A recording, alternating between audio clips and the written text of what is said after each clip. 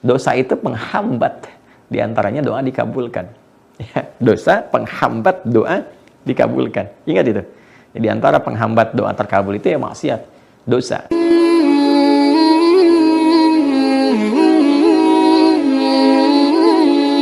Awali dengan memohon, awali dengan berdoa. Karena Allah berfirman di Quran surah ke-40. Ya, surah Al-Mu'min tuh, namanya dia Al-Mu'min, harus yakin tanpa ragu. Ya. Jadi surah tentang doa itu, ya, di antara surah bentangan tentang doa yang meminta kita berdoa ada di surah Al-Mu'min. Mu'min itu kan sudah menggunakan isim fa'il. Isim fa'il itu menunjuk pada identitas yang melekat. Fa'ilun, pemilik sesuatu yang melekat gitu kan, sifatnya melekat di dalamnya. Gitu.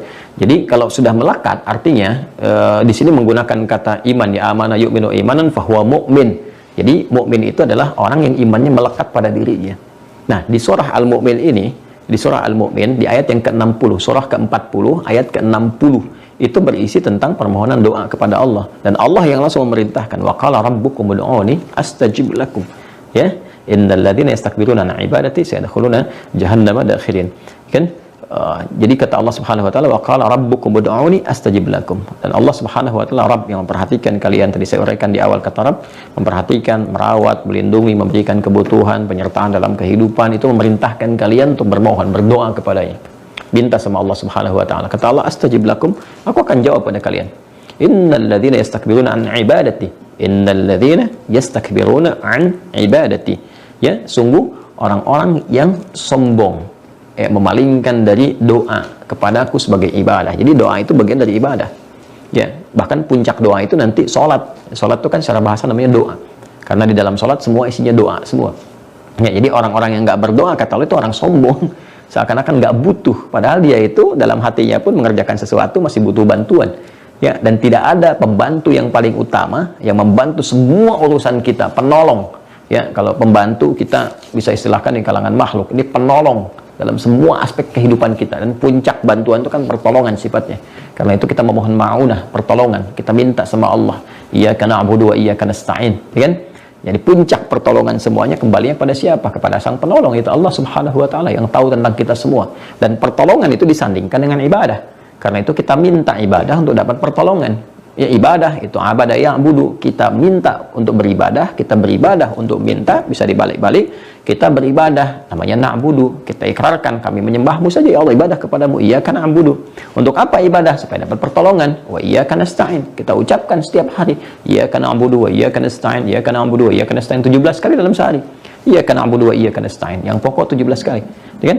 Kenapa kita ucapkan itu? Supaya mendapatkan jawaban dari Allah, astajib lakum. Ya, wa qala rabbukum ud'uni astajib lakum. Rabbmu berfirman, ya, minta kepada kita, langsung diperintahkan kepada kita. Minta sama Allah. Apa sih kesulitan kamu? Ya, persoalan apa yang sedang engkau hadapi? Dan minta sama Allah solusinya. Astajib lakum, jawab pada kalian. Ya, innal ladzina yastakbiruna an ibadati, orang-orang yang nggak mau minta, yang sombong, ya, dari ibadah kepada aku, nggak mau doa, kan? Sehingga pertolongan nggak datang dengan cara yang benar, gitu kan?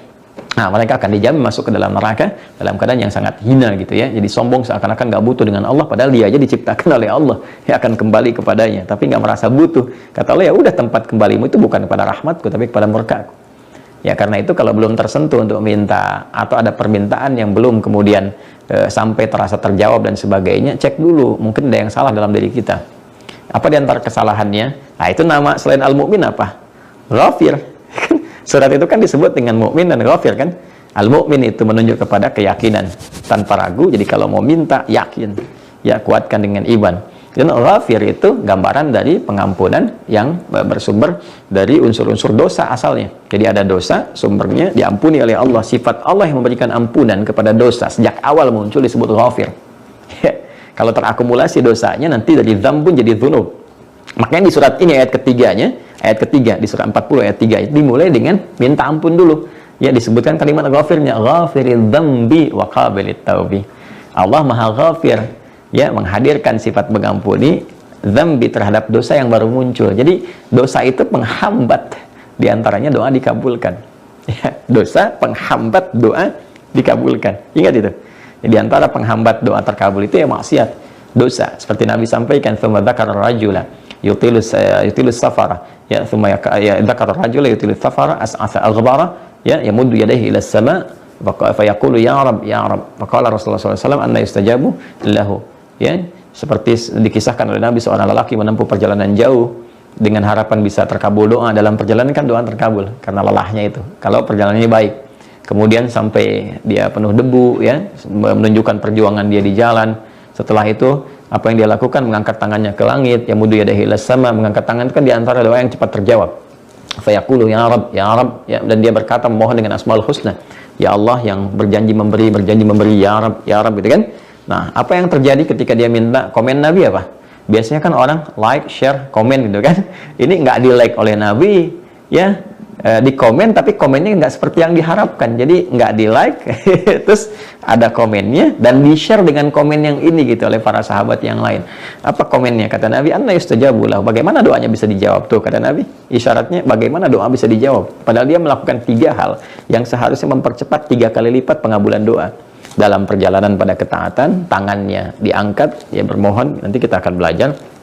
Kemudian setelah itu menyebut al-asmaul husna. Itu 3 hal yang mempercepat pengabulan doa. Tapi kata Nabi sulit dikabulkan. Kenapa? Mat'amu haram, mashrabu haram, malbasu haram, wa ghudhiya bi haram. Makanannya haram, minumannya haram, ya, apa yang dia dapatkan perangkat hidupnya haram, ya, pakaiannya haram. Ya, bagaimana kemudian yang haram itu bisa membuka pintu-pintu halal itu bisa masuk? Doa itu kan halal, doa itu kan baik. Baik akan bercampur dengan yang buruk. Saya kan sering ilustrasikan ya. Jadi kalau kita punya gelas itu, gelas, kemudian di gelas itu terbuka, kan apa saja bisa masuk tuh, ya kan? Tapi kalau kita tutup gelas itu, dan tutupnya bukan hanya yang halus ya, tapi menjadi keras gitu, kan menjadi penghalang, nggak semua bisa masuk. Kalau kita tutup seperti ini kan, cawan begini nih, nah ini nggak masuk kan, balik gitu. Jadi bukan nggak dikabulkan, diberikan, tapi nggak bisa masuk karena ada penghalang tuh. Penghalang itu dosa. Penghalang itu apa? Ya dosa yang haram tadi. Jadi yang haram itu membentuk. Tadinya kan titik-titik hitam, naktah sauda, mengencang, mengkuat menjadi hijab. Ketika menguat menjadi hijab. Jadi apapun yang diberikan mental. Ini harus hijabnya, ini harus dihancurkan dulu, dikikis dulu sampai hancur. Nah, kikisan itulah yang disebut dengan taubat namanya. Jadi untuk mengikis ini mengembalikan kepada asal. Taubat itu kan kembali, mengembalikan kepada asal. Kita harus hilangkan ini. Ya, hilangkan sampai hilang, baru kemudian muncul. Nah, kita harus mohon kepada Allah lawan dari kikisan itu. Kikisan itu kan disebut dzambun namanya. Kalau terakumulasi disebut dzunubun. Yang terakumulasi itu dzunubun ma'dz-dzulmi. Terakumulasi lagi disebut dengan israf namanya. Semakin kuat. Ya, kalau semakin kuat ini jadi anti nantinya. Alih-alih mendapatkan hidayah, tapi dia menjauh bahkan mencela hidayah. Ini yang paling repot. Ya, yang paling normal itu kan kalau dia muslim, bermaksiat, walaupun dia bermaksiat, dia masih berharap untuk berubah. Ini tidak. Perubahan itu dia tolak, bahkan dia kecam. Ya, tandanya apa? Oh, dia kok jadi mengecam nilai-nilai keislaman misalnya. Mengecam orang sholat, mengolok-olok orang ibadah, ya. Kemudian juga misalnya berkomentar hal-hal yang anti terhadap syariat, bahkan tidak mengakui kewajiban dalam syariat. Itu menunjukkan fase yang parah. Ya, saya muslim kok, saya sholat kok, tapi saya nggak merasa wajib kok, misalnya kan, untuk mengikuti syariat dan sebagainya, ya, atau mengolok-olok orang yang mulai dekat untuk ibadah. Ini menunjukkan bahwa penutupnya itu terlalu kuat, harus dibuka.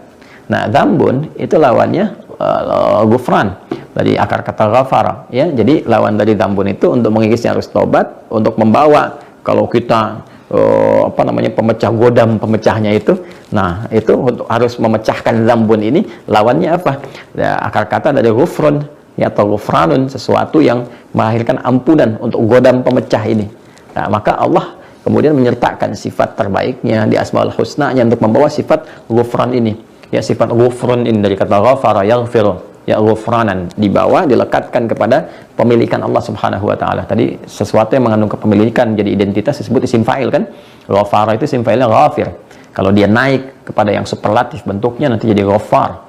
Naik lagi jadi ghafur, ya. Ada puncaknya rahim nanti. Karena itulah ketika di kalangan umat Nabi Nuh alaihissalam yang banyak bermaksiat, sehingga tertutup, terhijab, sulit diingatkan, Nabi Nuh mengingatkan kepada mereka untuk memecahkan dulu itu penghalangnya, untuk memohon kepada Allah dengan sifat yang menyertakan sifat-sifat pengampun dari semua dosa, yang memecahkan semua hijab-hijab itu. Maka Nabi Nuh mengatakan, dan direkam di Al-Quran surat Nuh dengan namanya di ayat ke-10, ya, ayat 10 sampai ayat ke-12 nanti, ya, faqul tustaghfiru rabbakum innahu kana ghaffara Fakultus taghfiru, maka aku katakan ya kepada umatku, aku katakan pada kalian semua, istaghfiru. Istaghfiru itu fi'il amr dari kata istaghfara yastaghfiru, sifatnya istighfar. Makanya kan kita sering diajarkan istighfar, astagfirullah, astagfirullah. Nah, istighfar itu memohon ampunan, memohon gufran dari Allah yang ghafir, yang ghaffar, yang ghafur. Kita minta. Istighfar itu fungsinya apa? Menggugurkan dosa. Dosa itu yang sekat tadi itu. Jadi kalau sekatnya udah hilang, sekat rizki hilang, rizki datang. Sekat ilmu hilang, hijabnya terbuka, datang ilmunya. Demikian adanya. Ya, sekat-sekat hidayah itu udah hilang, hidayah datang.